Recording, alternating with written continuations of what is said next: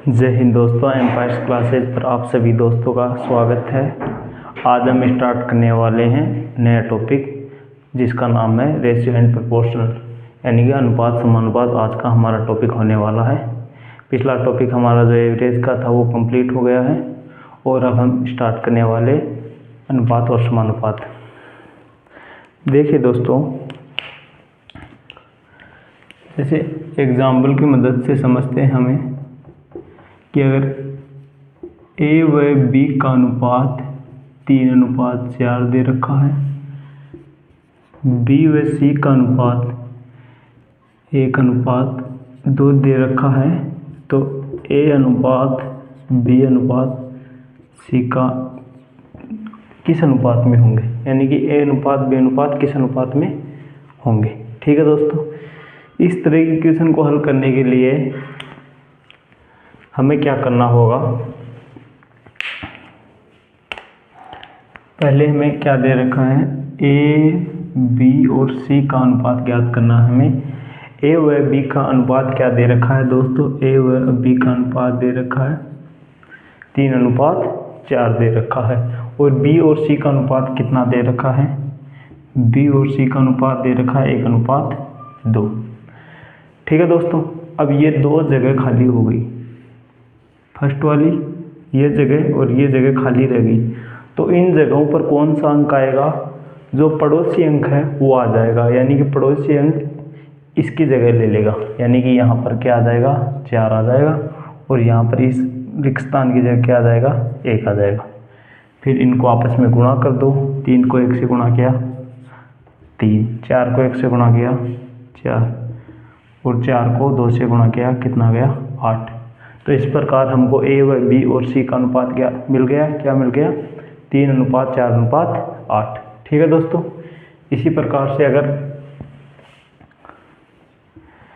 प्रकार से हमें दे रखा हो कि A अनुपात B अनुपात कितना दे रखा है, 1:2। दूसरा B और C अनुपात कितना दे रखा है, वो दे रखा है 2:3। तो हमें पूछा है A, B और C का अनुपात। ठीक है दोस्तों, अब क्या करेंगे, ऐसे ही करेंगे। A व B C का अनुपात ज्ञात करना है हमें। A व B का कितना दे रखा है, 1:2, और B और C का अनुपात कितना दे रखा है, 2:3। ठीक है दोस्तों, अब ये शेष जगह रह गई। अगर जहाँ से अनुपात खत्म हुआ हो और जहाँ से अनुपात शुरू हुआ हो वो अंक समान आ जाए, तो हमें उस अंक को छोड़ देना, एक अंक को छोड़ देना है, यानी कि यहाँ पर 1 का 1 आ जाएगा, 2 में से 2 आ जाएगा, और यहाँ कितना आ जाएगा, 3 आ जाएगा। ठीक है दोस्तों, ऐसे हो जाएगा ये क्वेश्चन। अब हम आगे की तरफ बढ़ते हैं।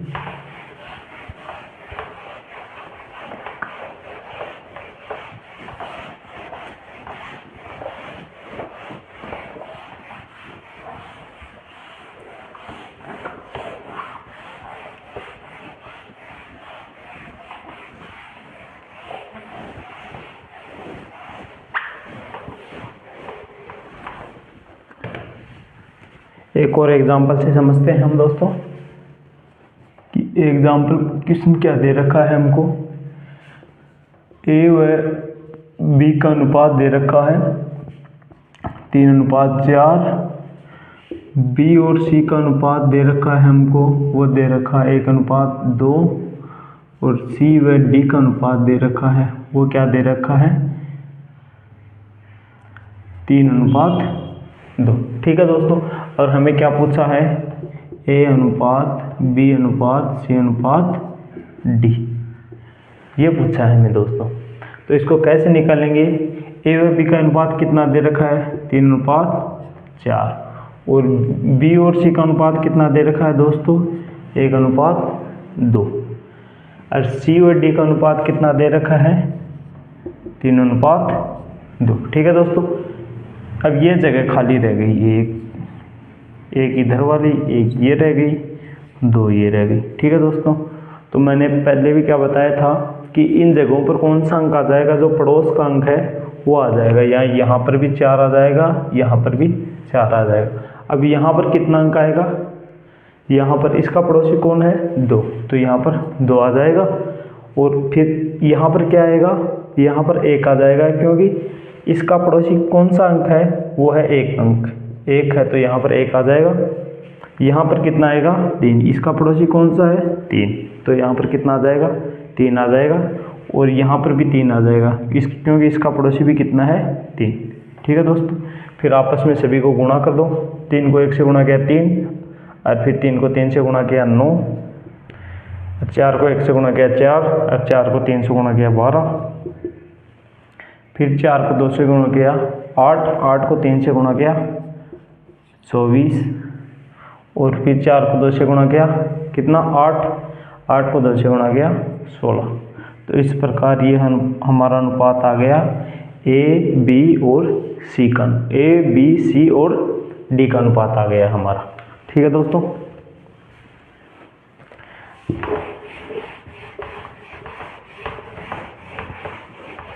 इसी पर आधारित कुछ क्वेश्चन लेते हैं हम।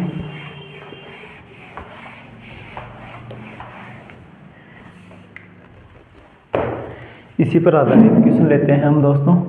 हमारा पहला क्वेश्चन क्या है, यदि ए व बी की आयु का अनुपात, ए व बी की आयु का अनुपात क्या दे रखा है हमको, वो दे रखा है 3:4 है, तथा ए व बी की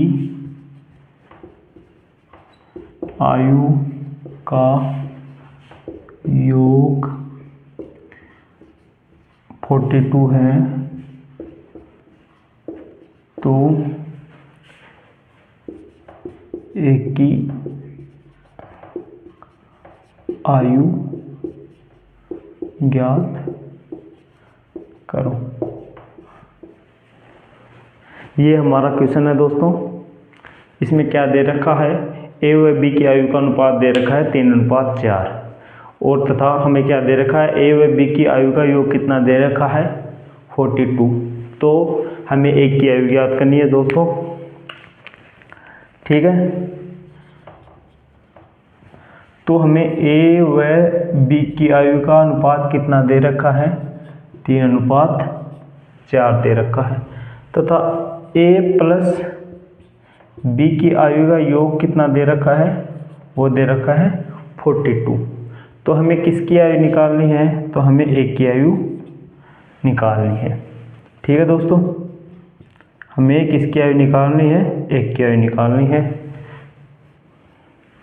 तो किस प्रकार निकालेंगे, इन अनुपात से देखिए, अनुपात से योग कितना हो रहा है दोस्तों, अनुपात से योग कितना हो रहा है 3+4, मतलब कि अनुपात से योग कितना हो रहा है हमारे पास 7। ये 7 किसके बराबर है दोस्तों, ये 7 है 42 के बराबर। तो यहाँ से एक का मान क्या आ जाएगा, एक का मान क्या आ जाएगा, 7 का इधर जाएगा तो ये हो जाएगा, भाग जाएगा 42 के अंदर, तो एक का मान क्या आ गया 6 आ गया यहाँ से। तो अब हमें पूछा है एक की आयु, तो एक का कितना भाग था 3, तो अगर एक का मान 6 है तो 3 का मान कितना हो जाएगा, 6 × 3 = 18। तो हमारी एक की आयु कितनी आ गई 18। अगर हमें यहाँ से बी की आयु ज्ञात करनी होती तो क्या आ जाती, बी की आयु क्या आती, एक का मान क्या आया है यहाँ पर 6, तो 4 का मान कितना हो जाएगा, 6 चौक 24। ठीक है दोस्तों, इस प्रकार हमने ए व बी की आयु निकाल ली। ठीक है, इसी पर आधारित एक क्वेश्चन लेते हैं, एक और। जैसे यही क्वेश्चन है माना, और इसमें कुछ चेंज कर देते हैं हम। कि ए व बी की आयु 42 है, तो बताओ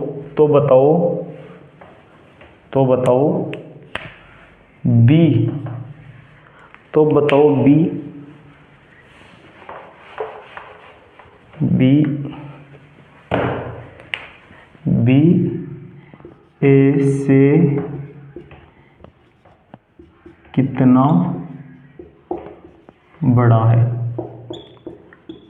ठीक है दोस्तों, तो हमारा अब क्वेश्चन चेंज हो गया है। अब हमें क्या ज्ञात करना है कि ए कितने वर्ष बड़ा है। ठीक है दोस्तों, ए कितने वर्ष बड़ा है, किनसे नहीं, बी ए से कितना बड़ा है। ठीक है दोस्तों, अगर अनुपात से देखें तो बी है वो कितना बड़ा है ए से, कितना बड़ा है ए से, मतलब कि एक बड़ा है ए से। और हमने बार देखा था ए व बी की आयु का योग कितना था, वो था 42। ठीक है, 42 था, तो हमने ये 42 किसके बराबर था, यानी कि 7, 3 व 4 का योग के बराबर था, ये था 7 के बराबर। तो यहाँ से एक का मान क्या आ गया था 6। तो हमने एक का मान ज्ञात करना था यहाँ से, तो 6 आ गया। मतलब कि हम बी है वो ए से कितना बड़ा है, 6 वर्ष। ठीक है दोस्तों,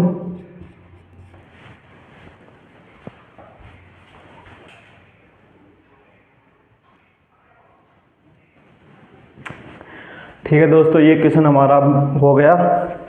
अगला क्वेश्चन देखते हैं हम।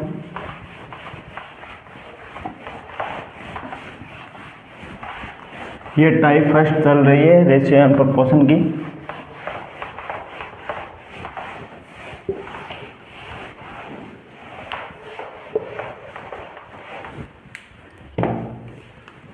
क्वेश्चन लेते हैं हम अगला वाला कि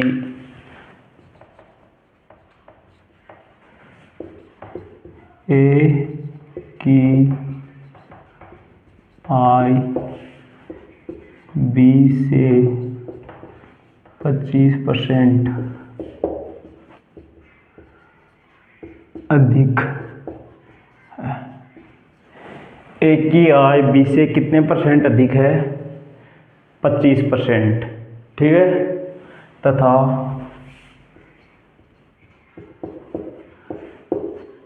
बी की आय सी से 25% अधिक है, तो ए बी तथा सी की आय का अनुपात बताओ। ठीक है दोस्तों, ये हमारा क्वेश्चन है कि अगर ए की आय बी से 25% अधिक है तथा बी की आय सी से 25% अधिक है, तो ए बी तथा सी की आय का अनुपात हमें बताना है। ठीक है दोस्तों, तो क्या दे रखा है हमको, दे रखा है कि ए की आय ज़्यादा है, यानी कि ए की आय ज़्यादा है। कितनी ज़्यादा है, 25% ज़्यादा है। 25 का 25% का फ्रैक्शन क्या होता है दोस्तों, 25/100 बराबर 25/100 बराबर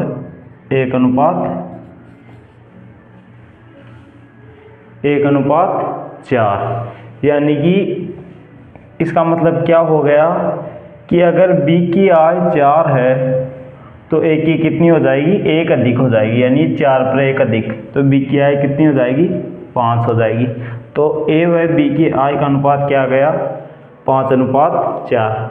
और वहाँ पर क्या दे रखा है अगले में कि बी की आय सी की आय से कितने अधिक है, 25%। तो 25 की फ्रैक्शन वैल्यू क्या होती है दोस्तों, 25/100 बराबर 1/4। यानी कि अगर C की आय 4 है तो B की आय कितनी हो जाएगी, 1 अधिक यानी कि 5 हो जाएगी। तो हमें B व C की अनुपात है वो क्या आ गया, आय का 5:4 आ गया।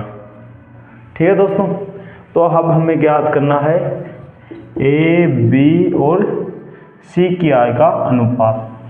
A व B की आय का अनुपात हमने ज्ञात कर लिया था, वो क्या आ गया, 5:4। ठीक है, और आगे B व C की आय का अनुपात हमने देख लिया था 5:4।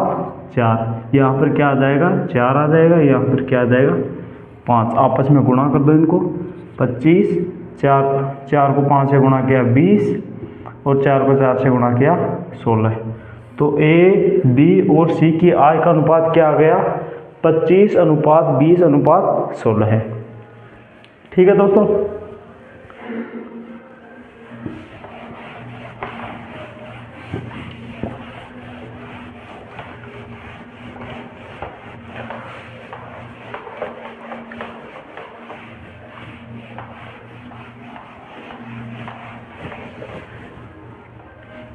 इसी टाइप में एक और क्वेश्चन है, एग्जाम्पल के माध्यम से समझते हैं।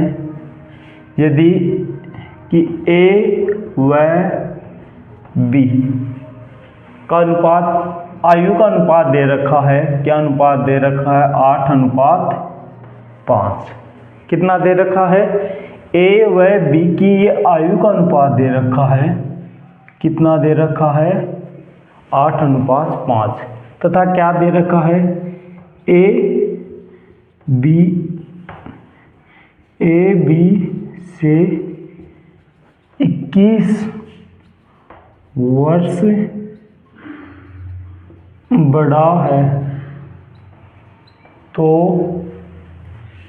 A व B की आयु का योग बताओ।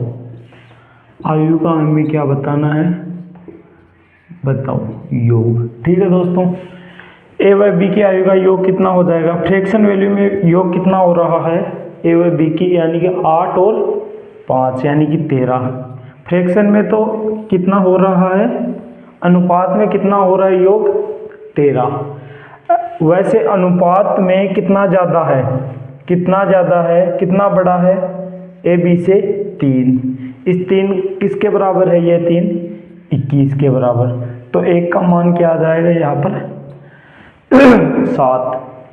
तो A व B की आयु का योग पूछा था, 1 का मान 7 आ रहा है हमारे पास, तो यहाँ से 13 का मान कितना हो जाएगा, 13 को 7 से गुणा किया तो कितना आ जाएगा, 91।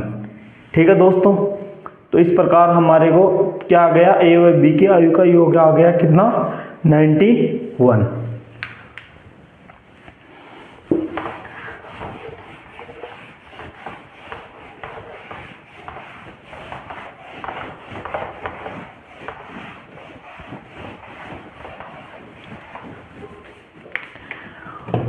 और क्वेश्चन लेते हैं दोस्तों हम इसी पर आधारित कौन से और क्वेश्चन कौन से हैं कि जैसे A का वेतन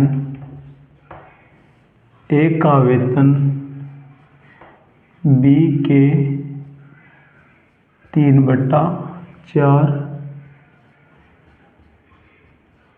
हिस्से के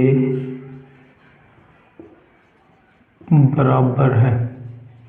ठीक है दोस्तों, यानी कि A का वेतन B के 3/4 के हिस्से के बराबर है तथा आगे क्या दे रखा है, तथा A और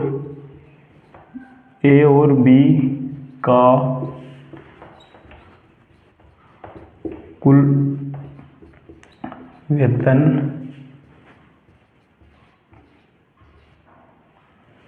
35,000 रुपये है, तो कुल वेतन 35,000 है तो ए का वेतन बताओ। ठीक है दोस्तों, हमारे पास क्वेश्चन क्या दे रखा है कि ए का वेतन है वो बी का कितने हिस्से के बराबर है, 3:4, यानी कि 3/4 हिस्से के बराबर है। ए और बी का कुल वेतन दे रखा है हमें 35,000 वेतन है, तो ए का वेतन ज्ञात करना है यहाँ से। तो कैसे निकालेंगे, ए का वेतन है वो बी के कितने हिस्से के बराबर है, 3/4, यानी कि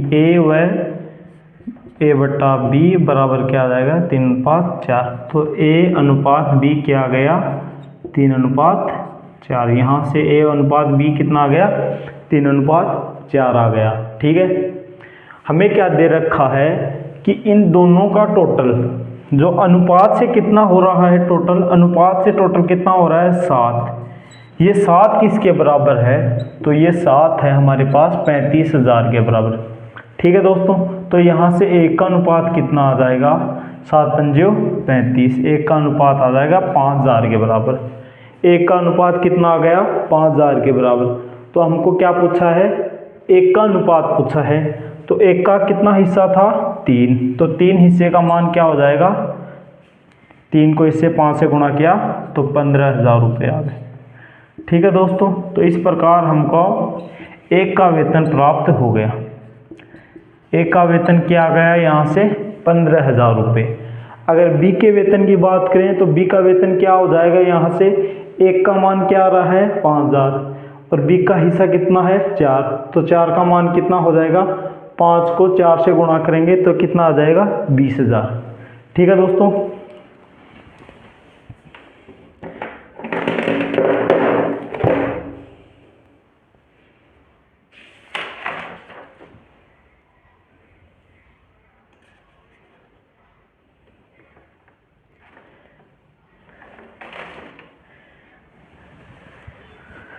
ठीक है, ये हो गया क्वेश्चन। अब हम देखते हैं अगला वाला क्वेश्चन। अगला वाला क्वेश्चन क्या है,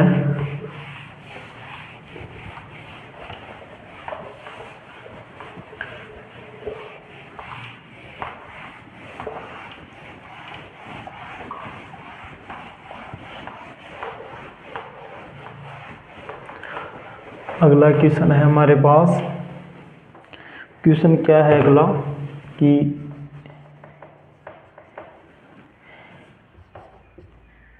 एक के 1/2 नहीं, क्वेश्चन क्या है,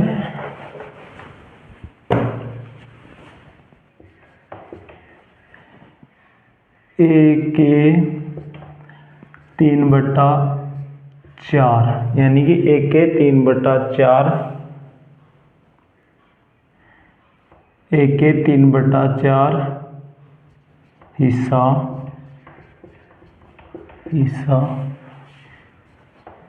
बी के 2/3 हिस्से के बराबर है, यदि बी का मान, यदि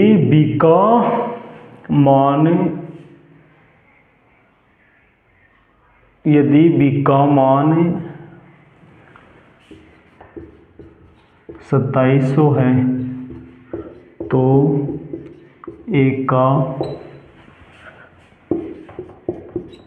मान कितना होगा। ठीक है दोस्तों, ये हमारा क्वेश्चन है। यदि 1 के 3/4 हिस्सा, यानी कि 1 के 3/4 हिस्सा बी के 2/3 हिस्से के बराबर है, तथा यदि नहीं, तथा बी का मान 2700 है तो ए का मान हमें ज्ञात करना है, यानी कि ए के 3/4 हिस्से किसके बराबर हैं, बी के 2/3 हिस्से के बराबर। तो यहाँ से ए बट्टा बी कितना आ जाएगा, 2/3 4/3। तो यहाँ से क्या आ गया, ए व बी का अनुपात कितना आ गया, 8:9। ठीक है दोस्तों, यहाँ से हमें क्या दे रखा है कि b का मान कितना दे रखा है, 2700, यानी कि 9।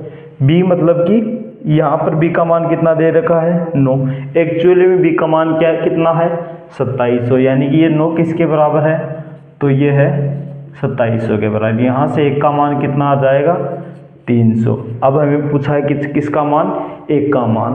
तो 1 का मान, 1 का कितना हिस्सा है, 8।